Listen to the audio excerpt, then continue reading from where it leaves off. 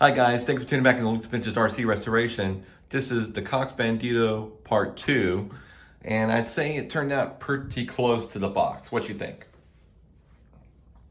So a few different things that I've done is I added the lettering to the wheels, and then I didn't add the stickers for the windows. I left those clear. If you think I should add the stickers, let me know down in the comment section. But I think it looks pretty cool having just the clear windows.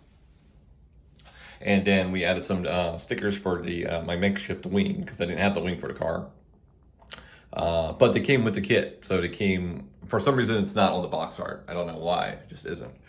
And we added bearings to the front wheels. That's a big deal. And then no bearings in the rear. You'll know more about that later in the video. And I added a special motor. Still 80s, I believe. It's the Traxxas Stinger motor. Cleaned out and runs really good.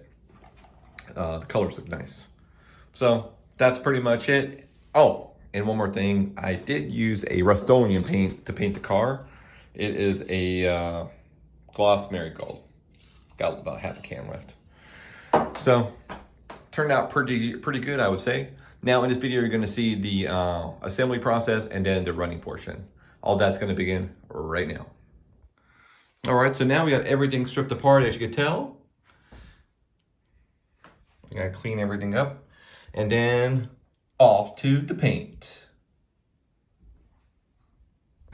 All right, now for the assembly portion. As you can tell, everything's painted. All right, guys, so the car is coming together pretty well. Couple little parts were giving me a little bit of issue, but I got those resolved. The bearings for this car I don't have. They use a specific type of flange type bearing. I was able to get some bearings for the front wheels, but just not in the transmission. But I still got an upgrade in the car, and I'll show you that in just a second. But right now I want to tell you how I'm putting the decals on this car. The decals are very old.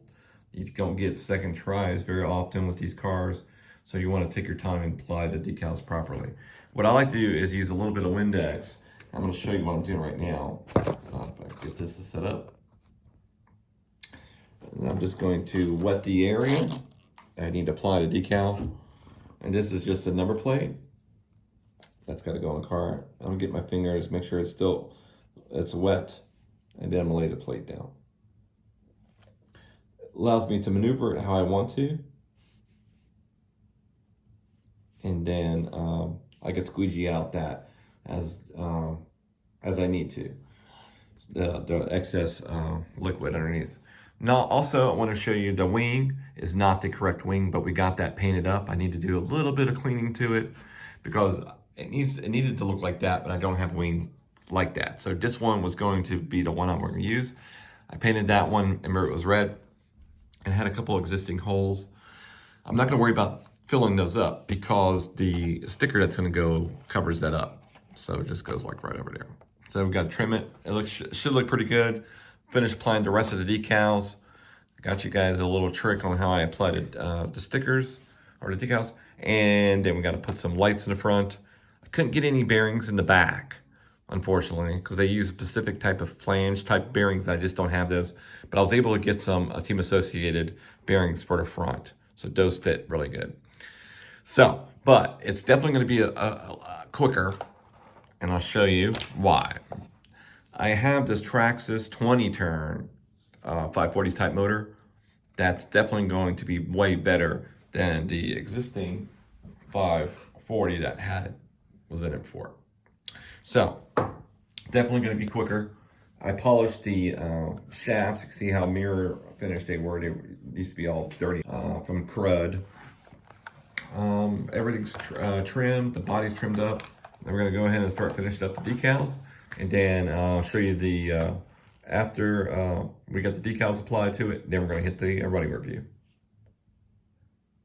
Alrighty guys, as you can tell, the Cox Bandido is ready to roll. So without further ado, let's go ahead and hit the road. Now, the back here, you're gonna see, obviously I have the Stinger motor in by Traxxas. It's the 20 turn. There's no bearings in the rear.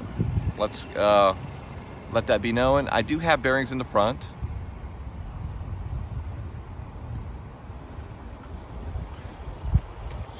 Give it some gas.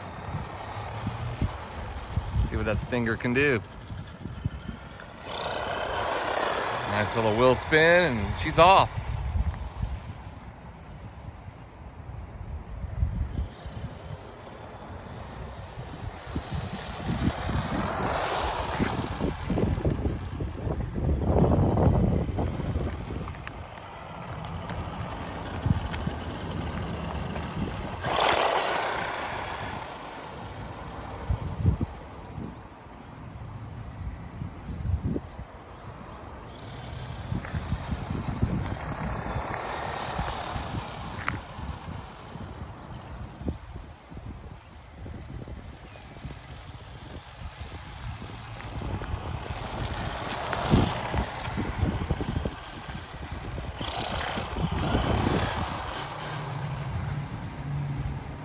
The only thing I really hate about these cars was the plastic hex drives.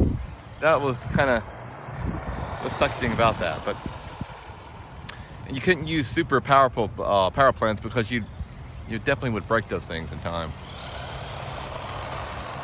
But and the complicated bearing setup, like you can't use normal ball bearings for this car like you can for like a Grasshopper or Hornet or something like that. So that's another downside to this car. So, but I'm pretty sure you can get the information on how you can get the bearings for the car.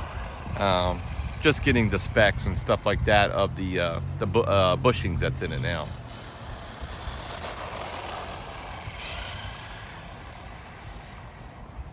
Very lightweight car.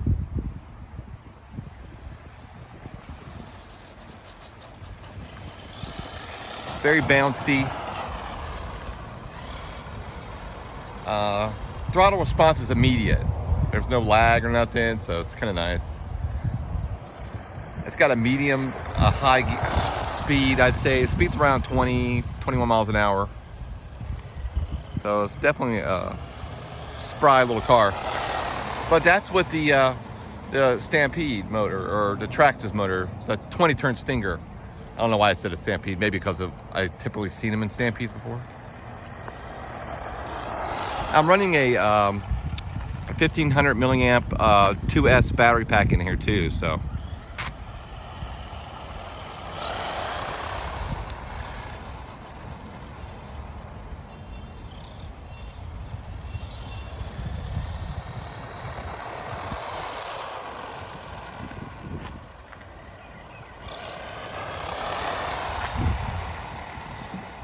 Really nice running car. It is a little darty when you steer it because of the front wheels, you know, but it's not horrible.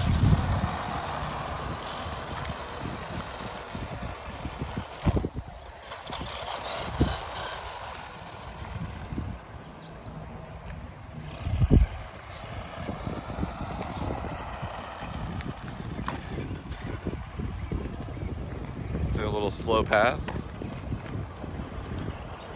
I won't say the front end soaks bumps very well because it just doesn't, but the rear does. And I'll show you what I'm talking about.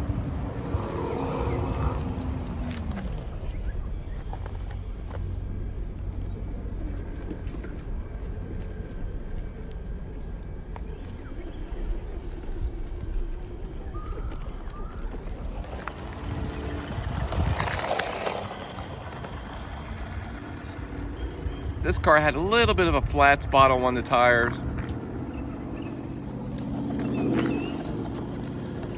But nothing crazy.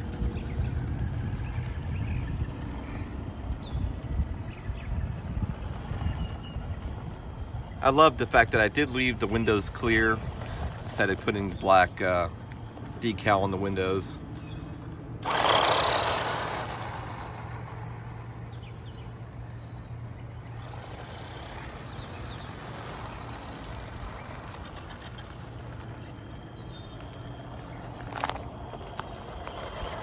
So I'm definitely going to take back what I said about the collectability on the car. Apparently, there's quite a few heavy collectors on these cars. And it's kind of a special buggy in a sense where you had two big RC companies collaborating to make a buggy. So even though it was for the budget-minded individuals, still, you know, still R&D involved there. So 80s nostalgia, and it runs good, so why not? We're going to end the video.